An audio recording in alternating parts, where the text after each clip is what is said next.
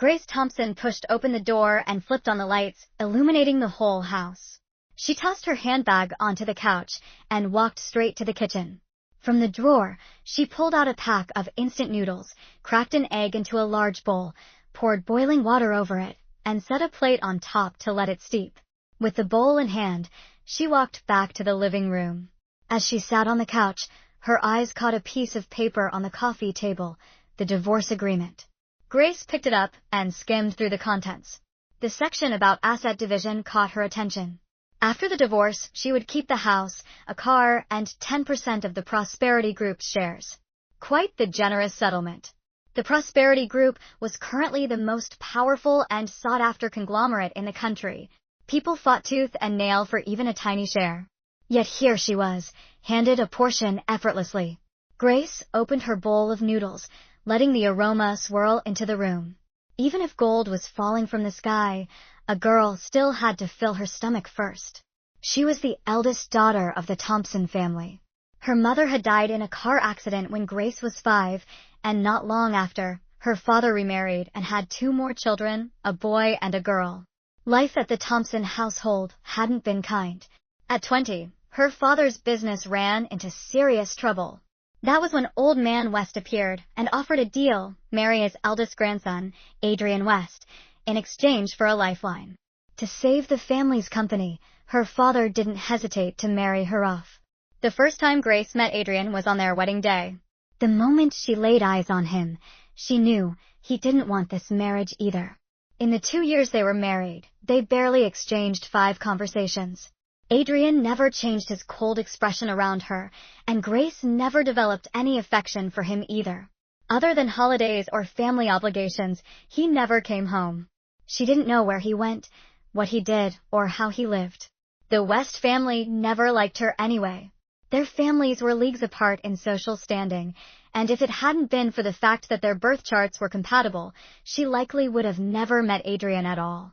The only one in the West family who truly cared for her was Grandfather West. After his death, Adrian wasted no time. Like an eagle finally freed, he filed for divorce. Grace had long anticipated this moment, so she wasn't surprised, not even a little. After finishing her noodles, she pulled out a pen, crossed out the assets listed in the divorce papers, and scribbled her signature. Whatever wasn't truly hers, she didn't want.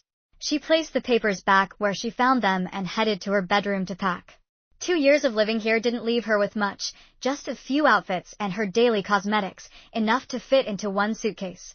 2 years later, inside a bar soaked in flashing lights and deafening music, Grace stumbled out of the door, clutching a newly signed contract like her life depended on it. She flagged down a cab back to her hotel. The road to securing this contract had been long and degrading, countless toasts to drunk executives, humiliating flattery just to stay afloat. Business wasn't easy, and her finances were tight. Back in her hotel room, she pushed open the door without thinking, tossed her belongings around, and collapsed onto the bed, falling asleep instantly. But barely had she touched the bed when a shadow loomed over her. The next morning, Grace stirred awake, her body sore, her limbs drained of strength. She blinked at the unfamiliar ceiling. As her eyes adjusted, she turned her head and nearly fell out of bed. She leapt up, scrambled for her clothes, and hurried out the door. Room 109. But she had meant to enter 106. *T. The man from last night, wasn't that her ex-husband? In the 2 years they were married, nothing had ever happened between them. But now, 2 years after the divorce, she'd had a one-night stand with him? What kind of twisted fate was this? Back in the correct room, she slammed the door shut behind her. Last night, she hadn't even unlocked the door, just pushed it open and walked in. What an idiot. After a quick shower and a frantic packing session, she dashed off to catch her flight back to the city. Sunlight streamed through the hotel window. Adrian West raised a hand to shield his eyes, turning toward the empty space beside him on the bed. The only trace left was a faint red stain on the pristine white sheets. Years of self-restraint, and last night he'd been undone by a woman whose face he barely remembered. He sat up against the headboard and grabbed his phone. As his fingers flew across the screen, he dialed a number he knew by heart. "Hello?" a groggy voice answered. It was Logan Brooks, still half asleep. Logan, I need you to pull the surveillance footage for room 106. Find out who sent the woman in. And why. His tone was flat, unreadable. Adrian remembered one thing about her, that faint scent of pomelo blossoms clinging to her hair. It had cut through the alcohol. Gentle, clean, familiar. But he couldn't place who she was. Back in the city, Grace had returned to her routine as a secretary at a small food company. She hadn't gone back to the Thompson household, nor told anyone about the divorce. She had no desire to let her father and his new family gloat.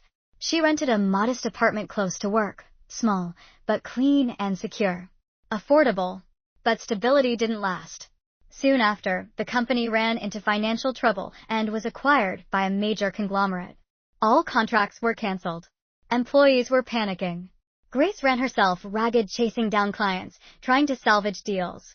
Despite her efforts, they were all absorbed under the new parent company. Fortunately, all employees were retained. But with the transition came double the workload. Old contracts had to be rewritten. New ones kept piling up. Grace barely had time to sleep. Still, the new boss hadn't shown up in person once. Until one afternoon. That day, the entire office buzzed with nervous energy. Floors were scrubbed, suits straightened. Word was the director from the parent company was finally visiting. Grace was too swamped to care.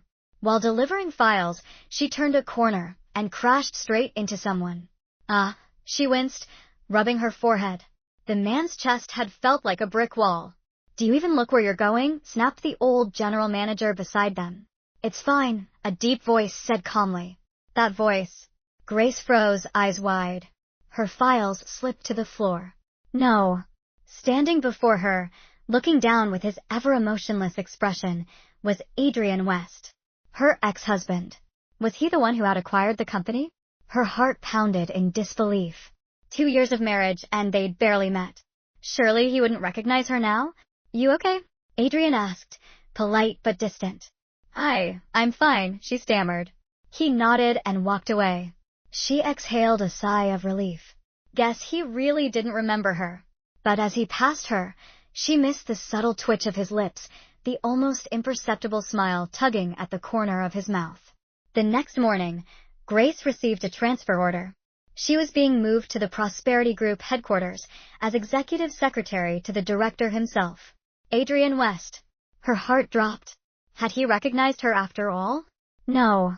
Impossible. He'd spent their marriage avoiding her like the plague. Why would he want her by his side now? But she had no choice. Rent wasn't going to pay itself. Grace reported to the new office, where she was introduced to the secretarial team, Vivian Lewis, the sharp and experienced head secretary, along with 2 energetic younger assistants, Emily Chin and Rachel Nguyen. Vivian had been with the company for over a decade. Sophisticated, capable, and stunning in a form-fitting suit, she exuded confidence.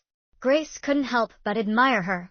Emily and Rachel were both in their 20s, young, lively, and friendly. Workload here was no less intense. Grace often brought files home or stayed late. After a few weeks, she began feeling off. Nausea, fatigue, no appetite. Her body ached. One afternoon, while carrying a stack of files, the world tilted. Her knees buckled. Everything went black. Adrian was in a meeting when the commotion erupted outside. What's going on? He asked, annoyed. Grace, she fainted, Vivian said, her face pale. She had been given strict instructions when Grace was transferred to keep an eye on her and not let her overwork. Adrian pushed past everyone, knelt down, and without hesitation, scooped Grace into his arms. She felt lighter than he remembered. He carried her into his private elevator. Vivian followed close behind, clutching Grace's purse. At the hospital, Grace was rushed into emergency care. Vivian waited nervously, checking the time every few minutes. You can head back, Adrian finally said. If anything comes up, call me, Vivian nodded, handing him the bag before leaving. Moments later, Grace was wheeled out to recovery. Adrian approached the doctor. How is she? Nothing serious, Mr. West. Just physical exhaustion. Likely due to early-stage pregnancy. Some rest and proper nutrition should do the trick. Adrian's eyes narrowed. Pregnant? Yes. Approximately 8 weeks, said Dr. Walter King. Too early for a full ultrasound, but the signs are clear. Keep this confidential. No one is to know. Understood, sir. Grace slowly opened her eyes. The hospital room was quiet, dimly lit by a bedside lamp. Her head was still spinning. Then she saw him. Adrian West, sitting by her bed in a crisp suit, dark hair slicked back, sharp features unreadable. She blinked, trying to sit up. You're pregnant, he said flatly, not bothering to wait for her to fully wake. What? Her eyes widened. I'm what? Pregnant, he repeated. With my child. Grace froze. Impossible. Just one night? And she hadn't even remembered most of it. A chill crept down her spine. Keep it, Adrian said. Excuse me. I said, keep the baby. Grace stared at him, stunned. This has nothing to do with you. Whether I keep it or not is my choice. You think you have a choice? His tone turned cold. His jaw tightened as each word dropped like ice. Let me be clear, Grace. That baby is mine. She trembled, not from cold, but from fear. Not because he was loud, but because he didn't need to raise his voice to control everything. Then he leaned in, his voice low against her ear. For years ago, the Thompson Corporation nearly collapsed. For years from now, it might happen again. That's up to you now, isn't it? Her blood turned cold. He was threatening her. Not just her. Her family. I have nothing to do with them anymore, she snapped. But Adrian leaned back, calm and calculating. Oh! I heard the Thompson name used to belong to the Huxley family. Grace's hands balled into fists. He knew everything. Her grandfather, from the Huxley family, had built a small but reputable clothing factory, his life's work. After his death, her mother, Jai Kai Huxley, inherited it. But her mother, heavily pregnant at the time, had entrusted the business to Grace's father, a poor man with business sense but no roots. That's how Huxley Textiles became Thompson Manufacturing. A modest company, nothing grand, until Grace married Adrian West. Thanks to capital injections and the prestige of being tied to the West family, the company grew rapidly. Not rivaling Prosperity Group, of course, but big enough to matter. She may have no love left for the Thompsons, but the company? That was her grandfather's legacy. Could she really abandon it? Grace stared at her clenched fists. Her fingernails had drawn blood from her palm. Keep the baby, Adrian said. I'll help you win the company back. Her eyes flew to his face. He wasn't joking. You're serious? I don't joke in negotiations, Adrian replied, standing to adjust his jacket. So, Grace exhaled. Fine. I'll keep it. But you'd better keep your word, Adrian. He paused at the door, glanced over his shoulder. No problem. Let's work together, Miss Thompson. That night, back in her hospital room, Grace laid a hand gently over her belly. Was this the price? This baby wasn't even 3 months old, and yet it had already become a bargaining chip. She chuckled bitterly. Just like her father once sold her to save the company, now she was doing the same. Trading her own child for power. What a joke! Adrian West, 34 years old, had wealth, power, and reputation. Raising a child meant nothing to him. But for her, this baby would cost everything. Later that evening, Adrian returned to the West family mansion. Ever since his grandfather's death, his parents had moved into the estate, a luxurious villa tucked in a gated, private community. Lights shimmered over rose gardens, giving the house an air of a fairy tale castle. Why are you home so late? His mother, Eleanor West, came out to greet him. You know better than to keep a lady waiting. Boys will be boys, and Eleanor, a soft voice chimed in from the dining room. I'm sure Adrian was busy. It was Annabelle Lynn, daughter of Eleanor's old friend. She stood at the table, placing a bowl of soup delicately in front of a place setting. Elegant, composed, every move practiced. The Wests had hoped to marry Adrian to Annabelle for years. If it hadn't been for the grandfather's interference, that wedding would have happened long ago. Now, with Adrian divorced and Annabelle back from studying abroad, Eleanor was scheming again. But Adrian simply gave a curt nod and walked upstairs. Meanwhile, Grace was discharged from the hospital 2 days later. Waiting at the front gate was Adrian's car. The moment she stepped out, he opened the door, pulled her in, and drove. Where are you taking me? She asked, frowning. This isn't the way to my place. I'm taking you home, he replied. That's not my home. I meant my home. You'll stay there during your pregnancy. What? No, she snapped. I want to go back to my place. No, why? I won't have my son growing up in a rat hole. Grace's face turned red. Son? What if it's a daughter, huh? And don't call my apartment a rat hole. It's just older, that's all. She turned her head toward the window, biting back her frustration. Arguing with Adrian was pointless. The car finally stopped in front of a familiar house, a 4-story villa her grandfather had given them as a wedding gift. Back then, he had said, "It's not big, but it's warm. Just right for a family of 4. She hadn't set foot inside since the divorce. Now she was back.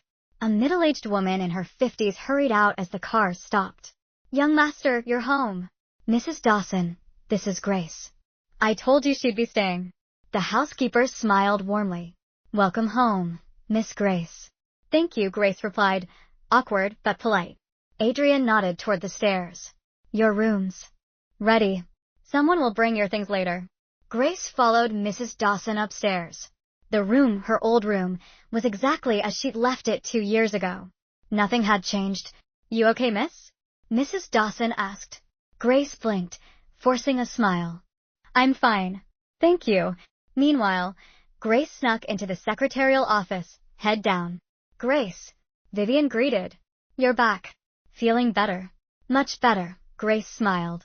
Didn't want to make you guys cover for me forever. Vivian handed her a stack of documents. Start on these.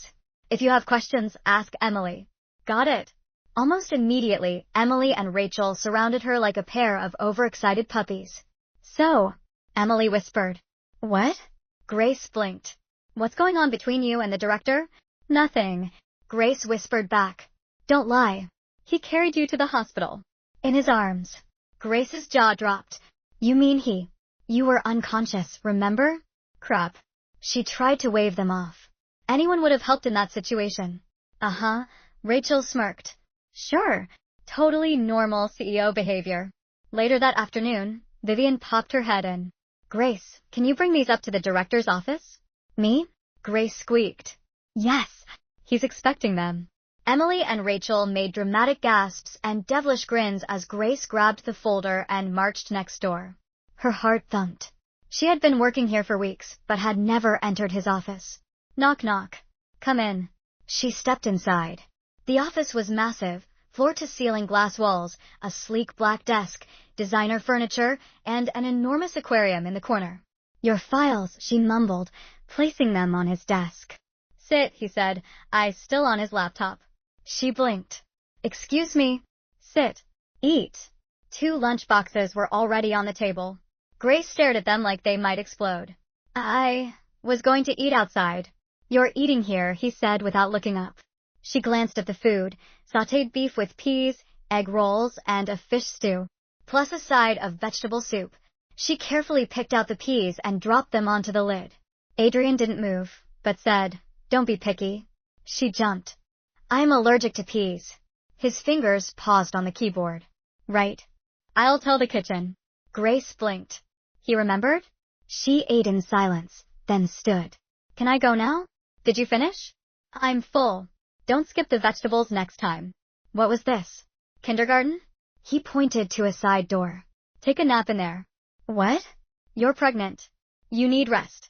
Grace opened the door and stopped cold. It was a freaking mini-suite. Queen-size bed. Full bathroom. Flat-screen TV. Cozy lighting. A nap room. In her boss's office. She didn't argue long. The bed was ridiculously comfortable. She knocked out within minutes. Since moving in, Grace had fallen into a strange rhythm. Wake up. Eat what Mrs. Dawson made. Go to work with Adrian. Eat in his office. Nap in his office. Go home with Adrian. Eat again. Be monitored like a toddler. Rinse. Repeat. Under Adrian's watchful eye and Mrs. Dawson's lovingly strict schedule, her rebellion phase didn't last long. But the pregnancy? That was another story. Her morning sickness wasn't just morning. It was all day. One night, while digging through the fridge, she popped a piece of pickled radish in her mouth. Heaven.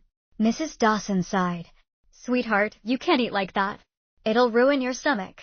Grace ignored her and reached for more. Then a craving hit hard. She turned to the man seated at the dining table, casually scrolling through his tablet. Adrian, go buy me kimchi. He looked up. Why would I do that? She narrowed her eyes. Because your son wants it. Adrian stared for a second, then stood, grabbed his keys, and left. Grace leaned back with a smug grin. Power restored. By the time he came back, Mrs. Dawson had prepared dinner, chicken soup, sautéed shrimp, and a small plate of kimchi on the side. Grace devoured 3 bowls of rice. Adrian said nothing, just watched her quietly. Later that night, Mrs. Dawson knocked on her door with a warm glass of milk. Miss Grace, Mr. Adrian said this will help you sleep. It's good for you and the baby. Grace stared at the glass like it was poison. I just ate 3 bowls of rice. It's milk, not cement, Mrs. Dawson smiled. Please drink. For me. Grace sighed, chugged the milk, and immediately ran to the bathroom to vomit. She sat on the floor afterward, exhausted, clutching her stomach. This was hell. Are you okay? Adrian appeared at the door, concern in his voice. It's just morning sickness, she mumbled. I'll live. He handed her a cup of warm water and wiped her face with a towel. Then, without a word, he picked her up and carried her back to bed. W, what are you doing? I'm not letting you pass out in the bathroom. He tucked her in, adjusted the blanket, turned off the TV, dimmed the lights. Go to sleep. If you still feel like crap tomorrow, we're going to the hospital. It's normal. I don't need a doctor every time I puke. He didn't answer. Just left the room. The next morning, he dragged her straight to the hospital anyway. Dr. Walter King smiled at them. Mr. West, both mother and baby are perfectly healthy. If she can't stomach prenatal milk, try switching brands. Just make sure she eats enough, she's too thin. Grace sighed in relief. At least now she had doctor's orders as backup. Despite the chaos, she started noticing something. Adrian was changing. He made sure she ate. That she napped. That her meds were taken. He wasn't warm, but he was present. Which made her uneasy. Because this wasn't love. This was management. He didn't treat her like a woman. He treated her like a walking incubator. A new problem crept in the bump. At first, she could hide it under loose sweaters. But soon, her belly started to show. She panicked. The office was full of sharp eyes and sharper tongues. Rumors spread like wildfire in corporate hallways. Worse yet, her position, secretary to the CEO, put her in constant crosshairs. If anyone found out she was pregnant, it wouldn't just be awkward. It'd be a scandal. Why are you so calm? She snapped one night at Adrian. Aren't you worried people will find out? He looked up from his tablet. Find out what? That you're carrying my child. She froze. He said it so simply, like stating the weather. You're not even denying it anymore? Should I? Her voice dropped. What am I to you, Adrian? He paused. That pause lasted too long. Grace felt her throat tighten. No answer? She scoffed. That's what I thought. She turned, storming back upstairs. I wish it were. Grace recounted everything bar, wrong hotel room, waking up next to her ex, pregnancy, blackmail, Thorne Corporation buyout, everything. By the end of it, Bella was chugging Coke straight from the bottle. You didn't tell me. Are you insane? It happened so fast. No. No. You don't just accidentally get pregnant by your ex-husband and forget to mention it. Grace gave her a look. I didn't forget. I just postponed. Bella groaned. I leave the country for 6 months and you turn your life into a daytime soap. Meanwhile, that same night, Adrian walked into a private room at a sleek rooftop bar. Logan Brooks was already lounging inside, one arm around a woman, the other holding a glass of whiskey. Here comes the man of the hour. Logan cheered. The moment Adrian entered, the 2 girls slipped out. They knew better. Adrian sat across from him. Logan poured him a drink. So, how's the baby, mama? Adrian gave him a look. Oh, come on, Logan laughed. You really moved your ex-wife back in? Don't tell me you're catching feelings. Adrian sipped his drink. No feelings, he said. Logan smirked. Right. So you just feed her, drive her to work, monitor her diet, and call doctors over because you're a nice guy. Adrian said nothing. Bro, you bought 60% of her family's company. You're not helping her. You're absorbing her. Still, Adrian stayed silent. Logan leaned in, more serious now. What's your plan? After she gives birth, what then? Are you going to give her a ring or a severance check? Adrian didn't reply, because truthfully, he didn't know. This hadn't been the plan. He had wanted control, but now, watching her sleep peacefully in his house, eat dinner at his table, walk beside him every morning, he was starting to feel something he hadn't felt in years. Uncertainty. Weeks passed, and so did the ability to hide her pregnancy. Grace stood in front of her closet one morning, tugging at the hem of her blouse. No matter how she adjusted it, the fabric refused to lie. The bump was visible now, subtle, but undeniable. She sighed, threw on a cardigan, and headed downstairs. Adrian was waiting at the table, sipping coffee, dressed immaculately as always. She, on the other hand, looked like a nervous intern on her first day. "You're late," he said without looking up. "You try hiding a watermelon under your shirt." He glanced up, just briefly, but his eyes paused. Then he stood and walked past her. "We're buying new clothes this weekend." "Excuse me, you need maternity wear." "I can dress myself, thank you very much." "You clearly can't." She didn't argue. Because he wasn't wrong. At the office, whispers had started. Grace felt it the moment she stepped into the building. Lingering stares. Quick glances at her midsection. Silence that dropped the moment she entered a room. Emily and Rachel noticed too, but said nothing. Until lunch. "Grace," Emily said, leaning over. "You okay?" "Fine." "Why?" Rachel gave her a look. "You've been glowing and expanding." Grace froze, chopsticks halfway to her mouth. "I mean, no judgment," Emily added quickly. "You just look different." Before Grace could lie or panic, Vivian swooped in. "Grace, Mr. West wants you in his office." She jumped to her feet like she'd been summoned by the principal and bolted. Inside his office, Adrian was reviewing documents. "Sit," he said, without looking up. She obeyed. "Are you feeling uncomfortable?" "No." "You're sweating." "I'm fine." "People are starting to notice," he added. She stiffened. "I told you this would happen. I'm the secretary of the CEO and pregnant. Do you know how that looks?" "Like the truth." "That I'm your pregnant ex-wife? That you're carrying my child. That's all that matters." Grace stood, frustrated. "You can't just pretend feelings don't exist. People think I'm your mistress. Or worse." He finally looked at her. "You'd prefer they know the truth?" She opened her mouth, then closed it. Did she? What was the truth, even? That they were divorced? That she'd accidentally gotten pregnant with her ex-husband?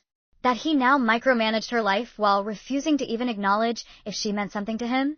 Her silence answered for her. That evening, at home, she found a giant box waiting in her room. Inside, maternity dresses. Soft, high quality, designer labels. Every piece chosen with care. Next to it, a handwritten note. "Wear something comfortable tomorrow. We have an appointment." She stared at the handwriting. Adrian's. It was clean, sharp, efficient. Just like him. What kind of man bought designer maternity wear for a woman he wasn't even technically with? Saturday morning, he drove her to a private clinic. Specialists. Full 3D imaging. Top-of-the-line equipment. During the ultrasound, he sat beside her, eyes glued to the screen. When the heartbeat echoed through the room, something shifted on his face, barely noticeable. But she saw it. Softness. Wonder. Even a flicker of awe. "Do you want to know the gender?" the nurse asked. Grace looked at him. Adrian shook his head. "No. Not yet." Grace exhaled slowly. "Okay." On the ride home, silence filled the car. Not cold, not awkward. Just quiet. Then he spoke. "I want you to stop working in a month." "What?" "Once the pregnancy becomes visible to everyone, it'll be chaos. Better to step back before that happens." "And what will I do all day?" "Rest. Eat. Read. Be a houseplant?" "You're carrying my child, not growing tomatoes." She burst out laughing. For once, the tension between them faded. Even Adrian smiled, just barely. That Sunday afternoon, Grace sat on the balcony of the West Villa, sunlight warming her face, a book in her lap, but her eyes weren't reading. Her hand rested unconsciously on her growing belly. Adrian had left early for a business trip. He hadn't said where. Just that he'd be back before dinner. Typical Adrian. She didn't miss him. At least, that's what she told herself. but the house was too quiet. Bella arrived unannounced, as usual, kicking off her heels before even sitting down. "You're glowing," she said, squinting at Grace. "And you're definitely rounder. Charming as always." Bella plopped onto the chair beside her. "So, how's it going?" Grace shrugged. "We cohabitate. He feeds me, scolds me, micromanages my uterus." Bella raised an eyebrow. And nothing. He still doesn't talk about feelings. It's like living with a robot that brings you soup." Bella leaned forward, lowering her voice. "Do you still love him?" Grace stiffened. "I don't know," she whispered. Bella didn't push. Instead, she pulled out her phone, flipping through photos. "I didn't tell you earlier because I didn't want to complicate your life. But while I was in New York, I ran into someone." Grace glanced over. The photo was blurry, but the face was unmistakable. Sharp jawline, intelligent eyes, that familiar half-smile. Lance Whitmore. Her first love. Grace's chest tightened. "He's back?" she asked, voice dry. "He's moving to S-City. Got transferred. I figured you should know before you bump into him by accident and go into early labor." Grace laughed, but it came out hollow. Lance Whitmore. They'd met in college, both ambitious, stubborn, hopelessly idealistic. He had been the first person to ever make her feel seen. But her father hadn't approved. Said a boy with no connections and no fortune would never make it. Then the West family came knocking, and her father made his decision. She had never said goodbye. And now, Adrian West was feeding her porridge while her past was flying coach back into her life. Classic. That evening, Adrian returned. She heard the front door, the familiar soft click of his shoes in the hallway. He walked into the kitchen where she was stirring tea. "I bought the imported pickles you like," he said, placing a bag on the counter. "Thanks," she murmured, watching him unpack. "You didn't have to." "I did. Simple. Final." He poured her tea, gently added honey without asking. She watched him. Why was he so precise? So quiet? Why didn't he ever explain anything? Why did his touch feel so careful now, like he was trying, but didn't know how? Her eyes dropped to the cup in her hands. She didn't love him. Not really. Not anymore. She couldn't. But her heart wasn't so sure. Grace stood frozen in front of the elevator. He hadn't changed much. Maybe a little taller. Maybe the haircut was different. But those eyes? Still the same, sharp, gentle, impossible to forget. "Hey, stranger," Lance said, hands in his pockets, lips curling into a quiet smile. Her chest tightened. Lance. The name felt strange in her mouth, soft, familiar, dangerous. "I heard you were working in this building," he said. "Didn't expect to run into you so soon." Grace's mouth went dry. Yeah, I'm surprised too." "Coffee?" he asked, like no years had passed, like nothing had happened, like she hadn't vanished from his life without a goodbye. She hesitated. "I'm not sure that's a good idea." "Because of your husband?" Her eyes flicked away. "Ex-husband." Lance raised an eyebrow but didn't push. "I'm here for a project pitch," he said. "I'll be in the building for a while. Maybe I'll see you around." She nodded weakly. Then the elevator doors opened, and she fled. From the security room on the top floor, Logan leaned forward, eyebrows climbing. Well, he muttered, staring at the screen. He picked up his phone. "You're gonna want to see this," he said. Adrian stared at the paused footage on his office monitor. Grace. In the lobby. Face to face with a man. Lance Whitmore. Of course. He leaned back in his chair, expression unreadable, but the hand on the mouse tightened. That evening, Grace walked into the villa to find dinner already laid out. Adrian sat at the table, skimming through emails on his tablet. "You're late," he said calmly. "There was traffic," she replied, pulling out a chair. He didn't speak for a while. Then, "How was your day?" "Fine. Anyone interesting stop by the office?" She froze. He looked up, finally meeting her eyes. Something in his tone, it wasn't jealousy. It was curiosity. And control. Her jaw tensed. "Yes, Lance." "We ran into each other." Briefly. He said nothing. No anger. No surprise. Just silence. She pushed her plate away. "I'm not your possession, Adrian. I never said you were. But you watch me like I am." Still no response. "Do you trust me?" she asked. I don't trust anyone, he said. That somehow hurt more than if he'd said no. Later that night, as she lay in bed staring at the ceiling, her phone buzzed. Lance Whitmore. I didn't get to say this earlier, but it's good to see you again, Grace. She read the message 3 times, then turned off the phone, and tried to ignore the flutter in her chest. Meanwhile, Adrian stood by the second-floor window, watching her bedroom light flicker off. He wasn't sure what disturbed him more, that Lance had reappeared, or that Grace hadn't lied about it. He had always thought he didn't care, but now, with the past literally walking back into her life, he realized something terrifying. He did. 2 days passed. Grace kept her head down, buried in paperwork. But rumors didn't care about focus. People were talking. About her belly. About her connection to the CEO. About the other man who showed up in the lobby and smiled at her like he knew her soul. Vivian tried to run damage control, but even she couldn't stop the whispers entirely. Then came the bombshell. Lance Whitmore's tech startup, Whitmore Analytics, was officially entering a strategic partnership with Prosperity Group. And he would be working in the building. Long term. Grace. She looked up from her desk. Vivian stood there, unusually serious. Mr. West wants you in the conference room. Now. Grace followed, heart pounding. The glass-walled meeting room was empty except for Adrian, arms folded, eyes cold. You'll be in charge of coordinating with Whitmore Analytics, he said without looking at her. What? You'll be the primary liaison. From our side. Adrian, no. That's not a good idea. I don't care. She blinked. You're doing this on purpose. He didn't answer. She clenched her fists. Do you even want me near him? Or are you just testing how far I'll go? Finally, he looked up. No. I want him to see that you're already mine. The room went still. She stared at him, stunned. You can't just say that like I'm some trophy you keep polishing. He walked over, stopping inches from her face. I don't care how he looks at you. I care how you look back. Her breath caught. You're the one carrying my child, living in my house, eating at my table. And yet, she whispered, you still won't say what I am to you. He stared at her. Long, deep. Quiet. Then, for the first time in years, he said her name, soft. Intentional. Like it mattered. Grace. Just that. One word. And her world shifted. That night, she couldn't sleep. She lay in bed, his voice echoing in her head. He had said it like she was still his. And, for the first time, she wasn't sure if she wanted to fight that feeling anymore. Meanwhile, in another office, Lance sat reviewing the partnership documents.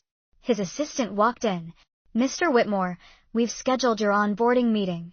You'll be working closely with Ms. Grace Thompson, executive assistant to the CEO.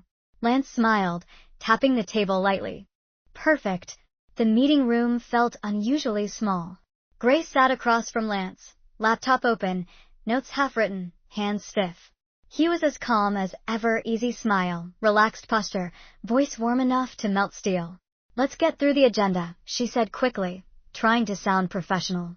Lance didn't argue, but his eyes didn't leave her face. After 20 minutes of numbers and logistics, he leaned back. You haven't changed, he said softly. Grace looked up. I have. He tilted his head. You think so? I'm not the same girl who ran after dreams with a lunchbox and 0 sleep. No, he agreed. You're stronger now. But your eyes? Still the same. Her chest tightened. This was dangerous territory. She stood. I'll compile today's notes and send them to your office. Grace. She paused. Does he make you happy? Her breath caught. That's none of your business. I think it is, Lance said gently. It used to be. She turned and left fast. Back in Adrian's office, she dropped the paperwork on his desk, her face unreadable. He glanced at her. Everything okay? Yes. You look upset. I'm fine. Don't lie to me. Grace looked up sharply. Don't order me. He stood. You're upset because of him. She didn't answer. Did he say something? No, she said. But he looked at me like I still belonged to him. And you let him. Her eyes narrowed. Excuse me. You let him think that, Adrian said. Because you haven't told him to stop. Grace took a shaky breath. Why do you care? Because you're mine. There it was again. That word. Possession. Certainty. Finality. But this time, he stepped closer. His voice lowered. I let you go once. I won't do it again. Grace froze. Her mind screamed at her to move, to speak, to say something. But she didn't. That night, as she lay in bed, Grace scrolled through her phone. A new message blinked on screen. Lance, still awake? She stared at it for a long time, then turned off the phone and placed it quietly on Adrian's nightstand, where it sat beside his. Hey Grace, Lance said, voice casual over the phone, I've got a client dinner tonight. Thought it might be smart to show a unified front. Grace hesitated. This isn't personal, he added. Just business. All right, send me the details. She showed up in a navy blue maternity dress, minimal makeup, hair tied up neatly. He was already waiting outside the restaurant, classic three-piece suit, no tie, that same disarming smile. You look great, he said. I look like I swallowed a yoga ball, she replied. He laughed. You always did have bite. Dinner was smooth at first. Lance handled the clients effortlessly, smart, respectful, full of charm. Grace barely had to speak. She just smiled, nodded, let him lead. But once the clients left and wine was poured, the tone shifted. They sat by the window, city lights stretching behind them like a million tiny fates. Lance leaned in. I meant it, you know. Meant what? That you haven't changed. You still shut down when you're scared. You still run when people get close. Grace stared at her water glass. You don't know me anymore. Then let me relearn you, he said. We lost time. Let's not lose more. Her throat tightened. I'm carrying his child. I know. And you still. He didn't flinch. Still. She looked away. Then stood. I should go. She stepped out into the cold air, heartbeat pounding. Before she could flag a taxi, a sleek black car pulled up beside her. The window lowered. Adrian. His jaw was set. His eyes unreadable. Get in. She hesitated, then opened the door. Silence filled the cabin as he pulled away from the curb. I thought you had a business dinner, he finally said. I did. Did it go well? It ended. More silence. Then, quietly, you let him touch you. Grace flinched. He didn't. But he wanted to. She turned to him, eyes sharp. What's your point? My point is, he had no right. You have no right to be jealous, she snapped. You made it very clear we were just… What? Co-parents. Adrian pulled the car over, fast. He turned to her, voice low. Dangerous. I lied. Grace froze. He exhaled, jaw tight. I never stopped thinking about you. Even when you weren't mine. Especially when you weren't mine. Her heart thudded against her ribs. Why now, she whispered. Why say it now? Because I see how he looks at you. And I'm not letting history repeat itself. That night, she didn't go back to her room. She didn't go to his either. She sat in the nursery, barely furnished, just a crib and soft lighting, and cried for the first time in months. Not because she was sad, but because two men finally wanted her. And she didn't know which version of herself she wanted to be. It started with a message. Lance, lunch tomorrow? Just us. Grace stared at it. She knew where this was going. And she wasn't sure if she was ready. They met at a small cafe tucked into a quiet corner of the city. He pulled out her chair, ordered for her, still remembered how she liked her toast. It felt comfortable. Dangerously so. They ate mostly in silence. Until he set his fork down and leaned in. No more dodging, he said softly. We need to talk. Lance, you disappeared. Her fingers froze mid-bite. I waited. For months. I thought you'd reach out.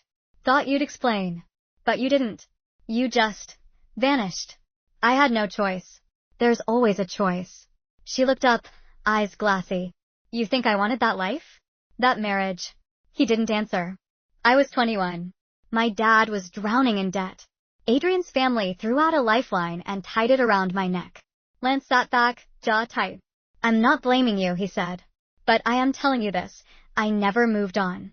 Not really. Silence. Then he added, and I don't think you did either. Grace swallowed hard. He reached across the table, gently covering her hand. We were good together. Happy? We can be that again. She didn't pull away. But she didn't answer either. Meanwhile, across town, Adrian stood behind a podium in front of a crowd of flashing cameras. The press conference was supposed to be about Prosperity Group's latest acquisition. But just before the final question, he paused. "There's one more thing," he said, adjusting the mic. Everyone leaned in. "I'd like to formally announce that I'm expecting a child." The room exploded in gasps. "Mr. West, are you saying you're married? Is this a publicity stunt? Who's the mother?" Adrian didn't blink. "She prefers her privacy. But rest assured, the baby is very real. And very protected." Grace was still riding home in a cab when her phone exploded. Texts, missed calls, mentions on social media. The moment she opened the news, her heart dropped. Prosperity Group CEO Adrian West confirms pregnancy. Mystery mother undisclosed. She barely had time to process before the cab stopped in front of the villa. Adrian was already waiting. She slammed the door behind her. "You went public?" He nodded, calm, unapologetic. "You didn't ask me." "I didn't need to." "Yes, you did." She was furious, shaking. "You don't own me, Adrian. You can't just claim me in front of the world." "I didn't claim you," he said. "I claimed what's mine." "The baby?" He stepped closer. "You." "The baby. All of it." Grace stared at him, chest heaving. "What gives you the right?" His voice dropped. "You did. When you let me back in." Grace barely made it through the next day at work. Everywhere she walked, heads turned. Whispers trailed her like shadows. Even Emily and Rachel, usually chirpy and carefree, had gone radio silent. Their eyes said everything. She's the one. The mother of Adrian West's child. Her inbox overflowed. PR statements, media queries, gossip, blog links. Vivian pulled her into a side office. "Are you okay?" she asked. Grace wanted to say yes. Instead, she asked, "Did you know he was going to do that?" Vivian hesitated. "No," she said softly.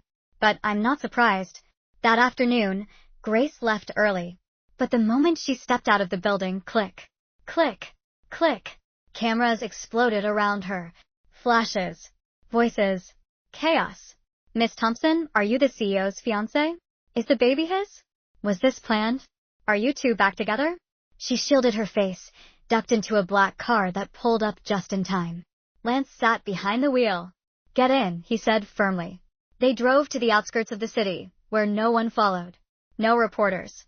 No noise. Just silence and trees. She exhaled. "Thank you.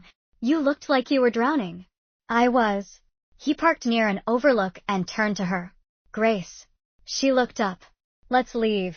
She blinked. "What?" "Leave this city. Leave the cameras. The whispers. The corporate chessboard. Come with me." Her throat tightened. "I can't." "Why not?" "Because I'm pregnant, Lance." "I know. And it's not yours. I know that too." He reached for her hand. "But I also know you. And this? This isn't your world. It's his." Silence. Then, "Run with me. Start over." She didn't answer. Because part of her wanted to say yes. The other part was already wondering, where is Adrian? He was standing in the hallway outside her office, staring at her empty desk. Vivian approached quietly. She left early. Alone? No. With him. Adrian's jaw tensed. Vivian didn't speak again. Because the change in his eyes said enough. That night, Grace stood by the kitchen window, watching the rain hit the glass. Adrian came in, soaked, tie half loosened. They stood in silence for a moment. Then he spoke, voice flat. "You left with him." She didn't lie. "Yes." He stepped closer. "Did you agree to go?" She looked up at him, storm in her eyes to match the one outside. "No." "But I didn't say no either." Something in his expression cracked. "You're mine, Grace. I'm not your property. You're the mother of my child." "I'm more than that." He didn't respond. Because he knew she was right. 3 days. Grace didn't step foot in the office. She turned off her phone. Ignored the doorbell. Hid from the world. The house felt too big, too quiet, too heavy. Mrs. Dawson brought food. Grace barely touched it. She needed space, but space didn't stop her mind from spiraling. Lance had texted. "Lance, still thinking about it?" I meant every word. She hadn't replied. Because someone else had also texted. "Vivian, Adrian has canceled all public appearances. First time in years." Meanwhile, across the city, Adrian stood in front of a tailor's mirror, arms out as pins marked precise measurements. "Anything specific for the lining, sir?" the designer asked. Adrian paused, then said softly, "Emboss the initials GT on the inner collar." Lance wasn't patient anymore. He showed up at the villa. Mrs. Dawson hesitated, but let him in. Grace was sitting on the back porch, staring into the trees. He joined her. "I meant what I said," he told her. "And I'll say it again if I have to." She didn't move. "I can give you peace, Grace. Not power. Not a kingdom. But peace. We can raise the baby. We can live quietly. Somewhere far from his world."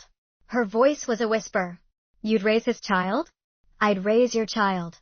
That made her look at him. He smiled, soft. "Sure. Because I loved you then. And I still do now." That evening, Grace sat alone in the nursery. Her hand rested on the crib rail. Everything was soft. Silent. Then her phone buzzed. "Unknown number. Delivery for Ms. Thompson. Please confirm receipt." She opened the door and saw a velvet box sitting on the step. Inside, a wedding invitation. Embossed gold. Elegant. The names, Adrian West, Grace Thompson. Date, TBD. Location, private. She stared at it, hands trembling. No note. No explanation. Just the fact of it. Like he was saying, "You can choose to walk away. But I'm choosing you anyway." Grace held the wedding invitation like it might disappear if she blinked. No note. No explanation. No signature. Just her name. And his. Printed side by side in gold foil. As if nothing about their story had ever been messy. Or painful. Or real. She placed the box on the nightstand and stared at it for hours. The next morning, she woke to find Adrian already waiting downstairs. He didn't say anything when she came into the room. Just poured her a cup of tea and pushed it gently toward her. She didn't sit. "Is this some kind of game?" she asked. "No, you sent me a wedding invitation." "I did. And didn't think that deserved a conversation first?" "I thought it deserved an answer first." She crossed her arms, heartbeat rising. "You never asked." "I'm asking now." Silence. His eyes didn't move from hers. Steady. Unyielding. A man who had built empires and could watch them burn for the right reason. "I don't want a transaction," she said finally. "I don't want a deal. I don't want to be a signature or a headline." "You're not." "Then what am I, Adrian?" He took a step forward. "You're the person I never saw clearly until it was almost too late." Another step. "You're the only one who ever looked at me and saw a man, not a last name." He was in front of her now. "I don't love easily, Grace. But when I do," his voice dropped to a whisper. "I don't stop." Her breath caught. "I'm not asking for a perfect marriage," he said. "I'm asking for a real one." Tears welled up before she could stop them. He didn't reach for her. He didn't try to pull her in. He just waited. She looked down at her belly.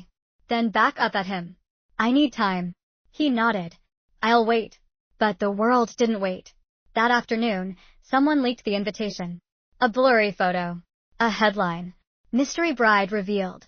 Adrian West's surprise wedding stuns industry insiders." The internet exploded. Stock prices jumped. Tabloids speculated. And Grace? She stayed inside, holding her breath and her stomach. Lance showed up that night. She didn't let him in. He spoke through the gate. "I saw the news." She stayed silent. "Are you going to marry him?" More silence. "I need to know, Grace. Because if you're not, then I'm still here." The door creaked open just enough for her to be seen. Her eyes were tired. Her voice was quiet. "I don't know." Lance nodded, lips pressed thin. "Then I'll wait too." Inside, Adrian stood in the shadows of the upstairs landing, watching through the window. He didn't storm out. Didn't confront. He just watched. And whispered to himself, barely audible, "Then I'll win." The week that followed moved like slow thunder. Grace returned to work. She kept her head down. Did her job. Smiled when needed. Nodded when spoken to. But the office wasn't the same. Everyone had read the news. Everyone knew. The glances weren't cold, they were reverent. She wasn't just the assistant anymore. She was the almost Mrs. West. Adrian gave her space. He didn't push. Didn't hover. But his presence was everywhere. Extra cushions appeared on her chair. Her meals were adjusted exactly to her cravings, even before she voiced them. Her security detail doubled. And every evening, without fail, his car waited to take her home. No words, just a silent offer. She always got in. Lance didn't give up either. He sent her photos of an apartment in Paris, of a quiet cabin by a lake, of a baby crib he'd built with his own hands. Peace, simplicity, escape. It was everything her old self would have wanted. But she wasn't sure who that old self was anymore. Then came the dress. One morning, Mrs. Dawson brought in a box wrapped in ivory silk. No note, she said. Just a request that you try it on. Grace opened it and gasped. The dress wasn't white. It was a soft, silvery blush. Elegant, understated, breathlessly beautiful. Nothing like the stiff gowns of aristocratic wives. It was her. She pressed the fabric to her chest and closed her eyes. She could almost feel a heartbeat under her palm. But she couldn't tell if it was hers or his. The next night, she found Adrian in the nursery, adjusting a mobile over the crib. He looked up when she entered. I got your gift, she said. He gave a small nod. Do you like it? I love it. Silence stretched. Then she asked the question she'd been too afraid to say aloud. If I say yes, will you still love me when it gets hard? His eyes met hers. No, he said. She blinked. I'll love you especially when it gets hard. And, just like that, something inside her broke. And something new began. 3 days later, a press release hit every major outlet in the country. The wedding of Adrian West and Grace Thompson is officially scheduled for October 2nd. Private ceremony. Media access restricted. The countdown had begun. But not everyone was celebrating. Lance stared at the article for a full 5 minutes before shutting his laptop and walking out of his office. He didn't say a word. But his expression said everything. This isn't over. 10 days until the wedding. Grace moved like a dream. Final dress fitting. Venue walkthrough. Guest list approvals. Everything perfect. Everything overwhelming. Adrian remained calm through it all, steady, present, supportive in ways that stunned even her. But at night, when she couldn't sleep, Grace still found herself staring at the ceiling, whispering one question. Am I walking into forever? Or into another kind of trap? Then Lance called. She didn't answer. He called again. Finally, she picked up. I need to see you, he said. Lance, just once. Please. She hesitated. Then agreed. They met at the old university courtyard, where they used to spend hours doing nothing. He was already waiting, hood up, hands in pockets, like a boy trying to be brave.